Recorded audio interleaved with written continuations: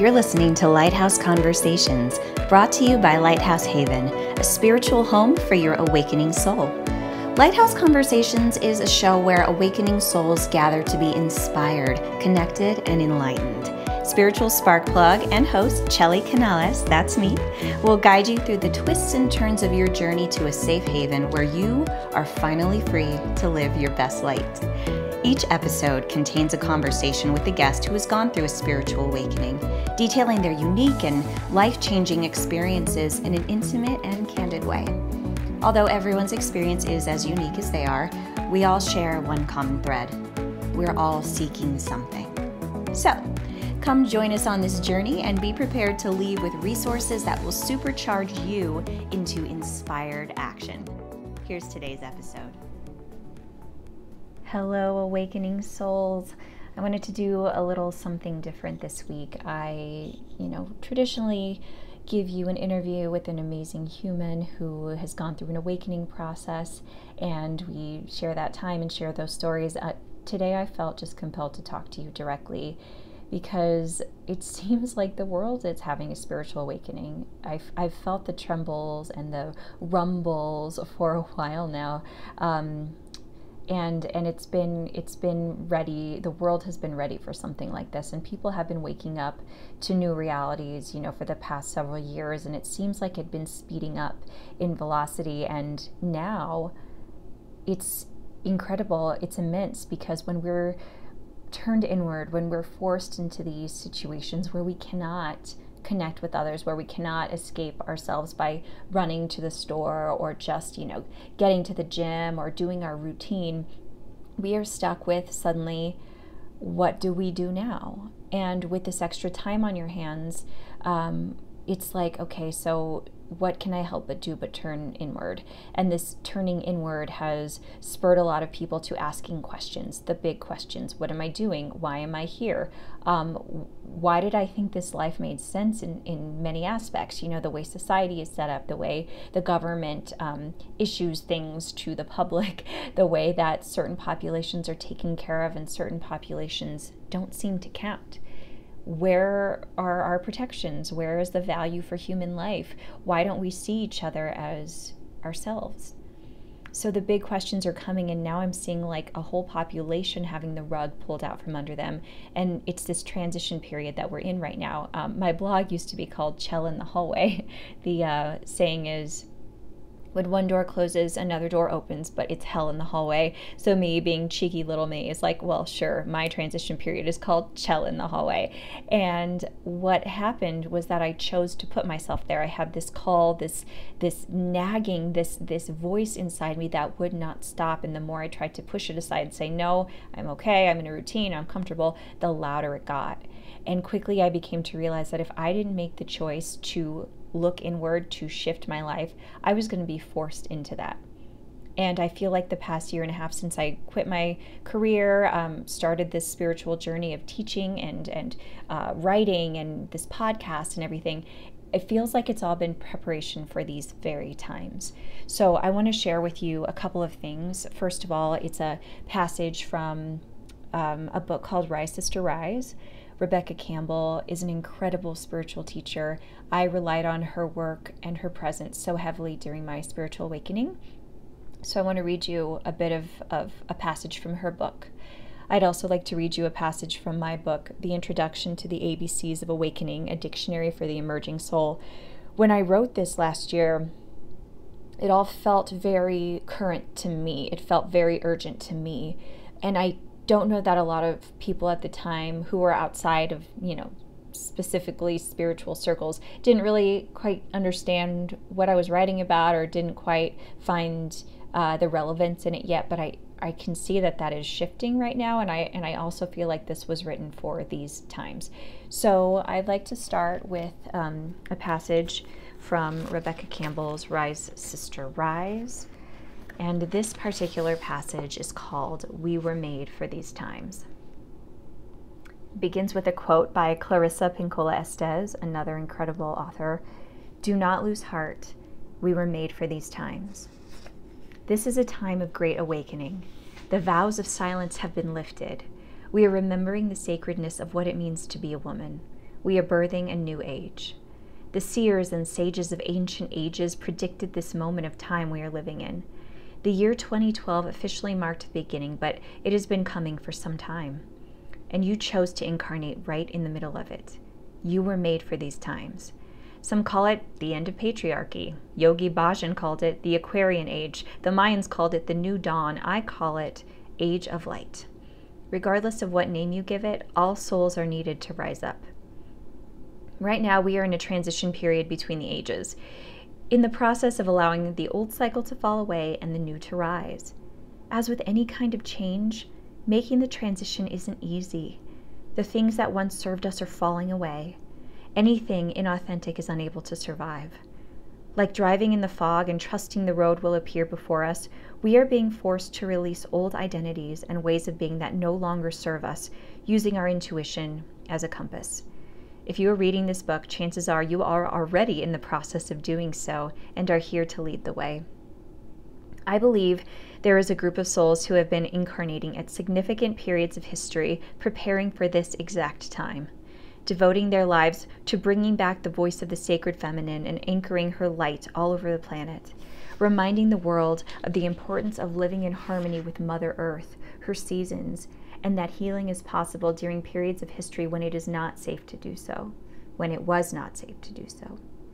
Magdalene sisters, daughters of Isis, priestesses, witches, mystics, healers, seers, artists, midwives, visionaries, guardians of the earth, and storytellers from times past. Interesting women, outspoken women, courageous women, fierce women, women who knew their power, women who trusted their wisdom, and the men who protected her so she could do her sacred work. Many were forced to retreat underground in times when it was not safe to share their voice, own their power, and trust their innate wisdom. This is the dawn of a new day. Ancient feminine wisdom, once hidden and silenced, has awakened and is now ready to rise. Each of us is a part of the divine sisterhood who, by coming together and healing ourselves, will bring about a much-needed shift on the planet. It's time for us to allow what is beckoning within to be given the permission and space to rise. The process might not be pretty, and it quite certainly will not be linear, but it certainly is necessary and it's time. As one of us awakens and rises, it makes it easier for another to follow her lead. She is me, and we are she. Rise, sister, rise. Now, this awakening process that's happening right now is not just for women at all, but it does show a shift in balance, that the feminine aspects are becoming more important again.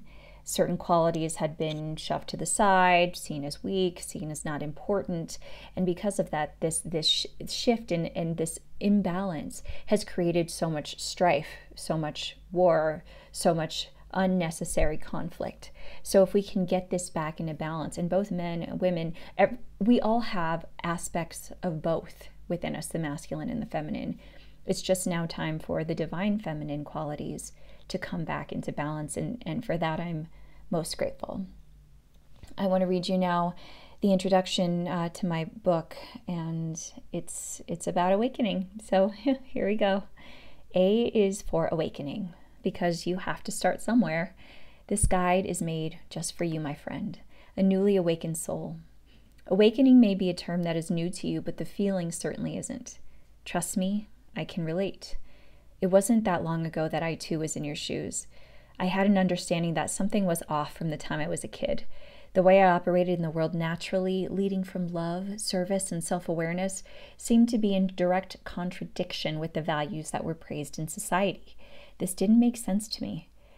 Throughout the years, I found myself alternating between the worlds of being authentic to myself, yet being alone, and being a good girl and not rocking the boat in order to be accepted and included. The second way of being usually won out, and I found myself losing touch with my greatest and most essential gift, my inner voice. It wasn't until last year that this guidance would no longer be ignored. The shift was inevitable, so the message was clear.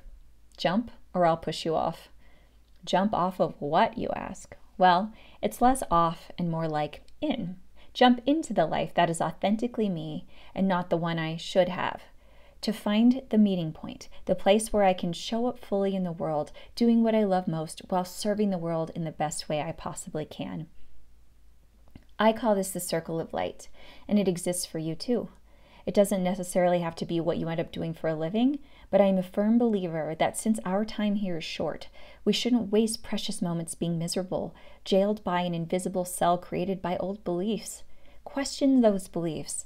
Where did they come from anyway?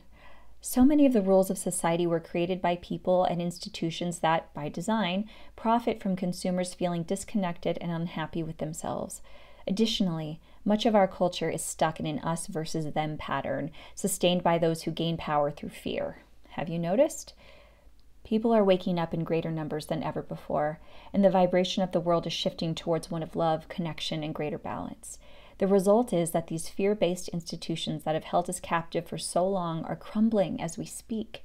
One need only look at politics to see how deep and ugly the divide is getting, as more and more people are coming to the conclusion that the old ways are no longer working.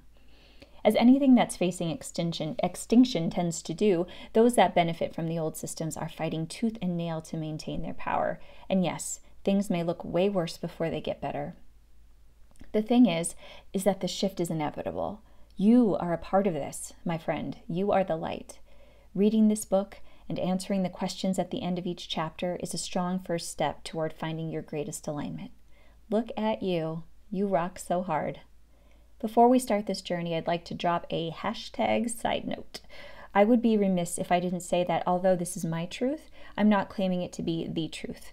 I'm called to share it as I believe that when one person steps out to speak their truth, countless others heal. As with anything, take this book with a grain of salt. Consider it all and keep what resonates. Remember that this is my story and perspective, and although much of this is in alignment with the awakening souls I've had the privilege of working with, you must trust yourself, your knowingness, above all else. Thank you for saying yes to yourself, and for raising the vibration of the entire planet in the process. My hope is that the ABCs of Awakening and Lighthouse Haven will be by your side as you navigate life with a fresh perspective, actively awake. With love and gratitude, Chelly. So from this, we go through each letter of the alphabet where I discuss different terms in relation to awakening. I'm going to have a course that's going to be available online based on this as well. I think that this is a time where a lot of people are going to be searching for answers and maybe asking questions that had never been posed before.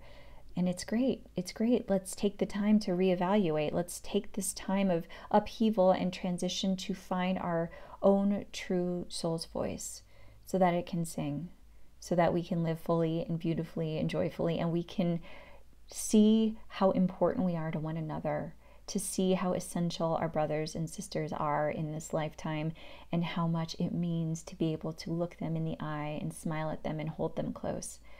Those are gifts. We are so lucky. So during this time, take it as like a cocoon type or hibernation situation. Get in there. Either rest or do the hard work, whatever your soul is calling you to do. But know that you're not alone. Feel free to reach out to me, Chelly at chellycanales.com. Come to the Lighthouse Haven page, see what other resources I have available for you. Read lots of books. There are so many great teachers out there who have already started doing the amazing work in this awakening process, and I will never stop learning. I have so many teachers to turn to at this point, but through all of this, through all of the knowingness, make sure to use your own discernment. What really resonates with you, keep what resonates, lose the rest. But always be open to, having your mind changed or seeing things from a different perspective. We're always meant to grow. We're always meant to see things not just from our limited perspective, but to see things with empathy, to see things with understanding and kindness and love, because really that's what's going to get us through these times. I'm here with you. I'm with you. You're not alone. Take good care of yourself. I'll see you next week. Thank you for listening to Lighthouse Conversations. If this show resonates with you, it would mean so much to have you rate, review, and share. Don't forget to follow us at chellycanales.com and on social media.